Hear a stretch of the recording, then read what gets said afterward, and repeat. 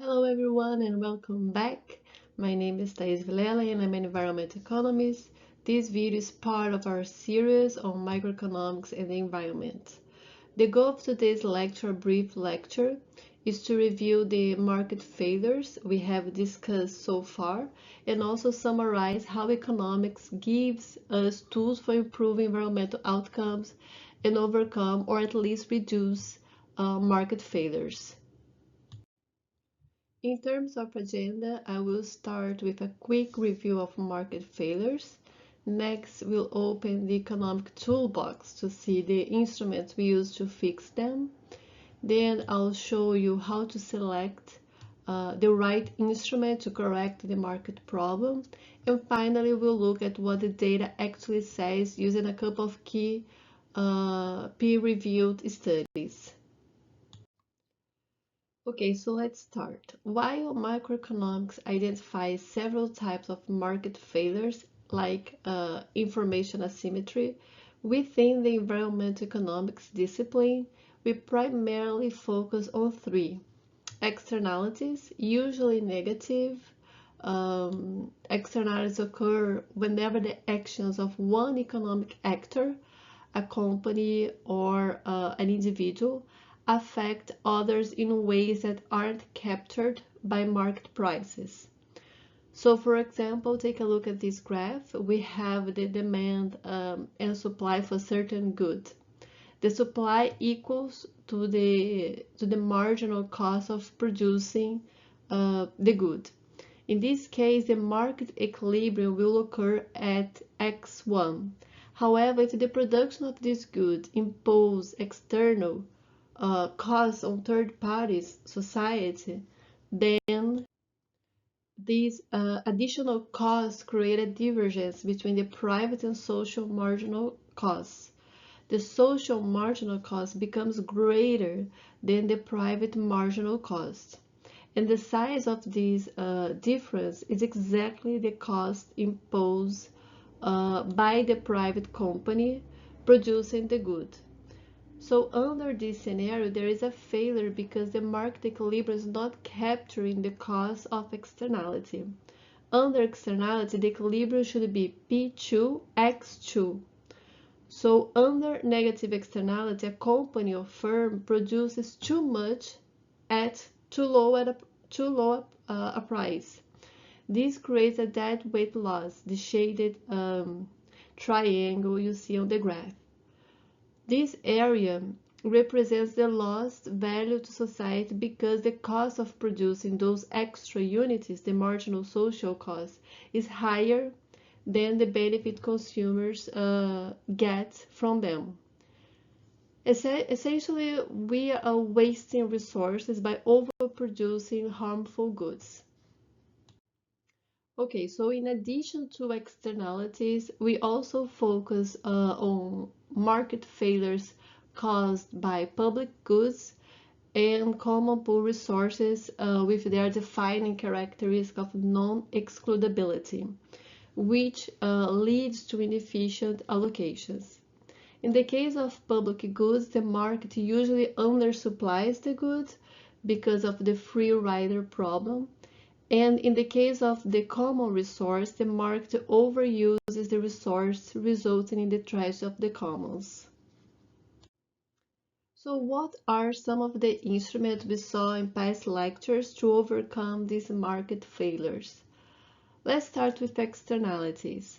Under the assumption of competitive markets, the most direct solution is a tax.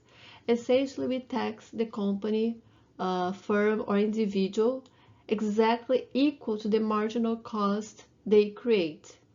The idea is to put a price on the externality. Another approach is the creation of markets for example, pollution rights, such as carbon markets. The idea here is to treat the environment as a scarce resource with a price. However, for these markets to be perfectly efficient, we face the classic problem of asymmetric information and the need for low transaction costs. This leads us to tradable permits or cap and trade This system, a regulatory agency sets a cap, a total limit on pollution, and issue permits or quotas. Companies can then trade these permits among themselves. This is a good tool because it ensures pollution, in this case, is reduced by the firms who can do it most cost effectively. Ideally, what we are looking for isn't just a fix. We would like solutions that create efficiency in the short term and encourage technological innovation in the long term. When it comes to public goods, the market usually fails to provide them at all because of free riders. Here, the solution is typically collective action, usually through government funding or international treaties. Finally, for common goods, we face the tragedy of the commons, where everyone uses a resource until it's gone. And to escape this, we use tools like property rights or cap and trade systems or quotas, which, as we have seen, limit total use. So the question now is, if we have all these tools in our toolbox, how do we choose the right one? Usually we look at three dimensions. First, cost effectiveness. We ask which instrument achieves our environmental target at the lowest possible cost to society. For example, while a direct regulation might be easy to write, a tradable permit system often allows the market to find cheaper ways to cut emissions. Second, we look at feasibility. This includes technical and administrative ease. Do we have the technology to monitor every ton of CO2 coming out of a factory? If we can't measure it accurately, a tradable permit system will fail or will probably fail. So sometimes a simple tax or technology mandate is more feasible because it's easier to enforce. And the last dimension we look at is the social one. An instrument might be efficient on paper, but socially regressive, meaning it disproportionately hurts lower income households. If a carbon tax makes heating a home unaffordable, it lacks what we call social license. To make these instruments work, we often have to pair them with social safety nets to ensure the transition is fair. So now it is the most interesting part, at least for me. Let's see how these theories actually work in the real world. So first, let's look at a success story for tradable permits. In the US as-the-rain program of the 90s, the US Clean Air Act established the first large-scale program of tradable permits. It was focused on sulfur dioxide emissions with the goal of reducing acid rain from power plants burning coal. There was a study conducted in 1998 that showed that more than 5 million emission permits totaling like 1 ton changed hands at price that averaged $150 per permit. The study also showed that firms using the permit system employed a variety of compliance strategies leading to cost savings. The second example consists of the British Columbia carbon tax, which was actually terminated in April 2025.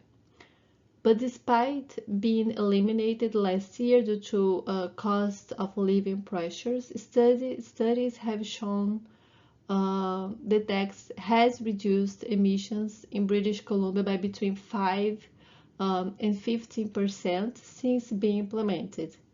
And the key to its success and public acceptance in the end was revenue neutrality. The government used the tax money to lower personal and corporate income taxes. So it was an interesting policy experiment. With that, I conclude this brief lecture. We have seen that environmental issues are often the result of market failures where the true cause of environmental damage is ignored. But economics gives us a way to bridge that gap. By using tools like taxes or tradable permits, we can put a price on what was previously free, forcing the market to account for the environment. As our case studies showed, these aren't just theories, they are proven methods for reducing, for example, emissions while keeping the economy moving. Choosing the right tool isn't just about the math, it's about finding the balance between what is economically efficient, what's technically possible to monitor, and what is socially fair. When we get that balance right, we don't just stop a failure, we can create like an incentive for the kind of innovation that will define a sustainable future. As always, I hope this video has been helpful in providing a general idea of market failures or summarize market failures and potential solutions. Thanks for watching and see you in the next video. Bye.